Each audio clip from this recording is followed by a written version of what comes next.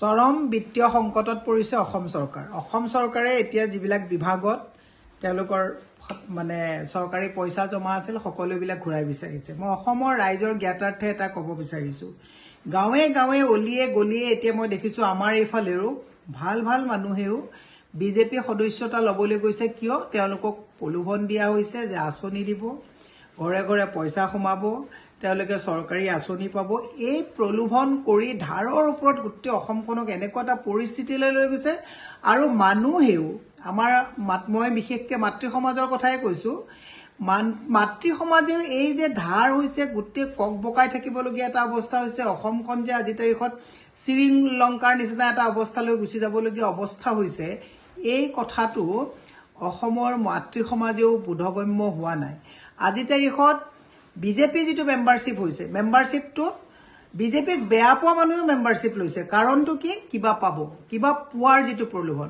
মই মুখ্যমন্ত্ৰী হিমন্ত বিশ্ব শৰ্মাক কৈছোঁ যে স্বাধীনতাৰ পিছত ইমান ধৰুৱা মুখ্যমন্ত্ৰী, অসমৰ ৰাইজক ইমান ধাৰত পুত খোৱা মুখ্যমন্ত্ৰী মই কিন্তু পঢ়িবলৈও পোৱা নাই, শুনিবলৈও পোৱা নাই, দেখাও নাই।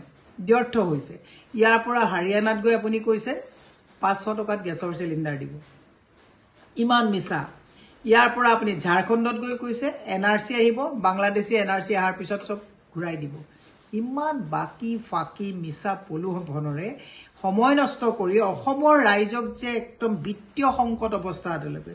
যোৱাকালি খবৰ এটা পালোঁ, JJMত যিমানবোৰ আমাৰ থলুৱা ঠিকাদাৰ আছে সকলোকে কামবিলাক য'ত যেনেকৈ আছে তাতে বন্ধ কৰিব দিছে। পানী পাইপ লগালে, বনাই থোৱা ৰাস্তাবিলাক খান্দি খান্দি নষ্ট কৰিলে, পানীটো ৰাইজে নাপালে, এতিয়া আধাত কাম বন্ধ কৰি থলুৱা ঠিকাদাৰবিলাক মোৰে চিনাকি কমেও 1 ডৰ্জন ঠিকাদাৰে কালি মোৰে কপালে হাত দি কৈছে যে বাইদেউ কি যে অৱস্থা হ'ল, এতিয়া আমি মানে কেনেকৈ কি কৰিম ভাবি পোৱা নাই। পাণ দোকান দিবলগীয়া এটা অৱস্থা।